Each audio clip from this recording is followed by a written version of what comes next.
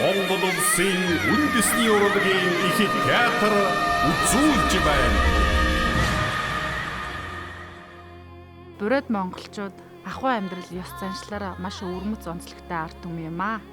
Эртээр үеэс түүх домог, туулсан амьдрал, эдэлсэн зовлон жаргалаа аялгууд сайхан дуу хуурандаа шингээж одоо хойч үедээ өглөөлөн ирсэн гэлээ.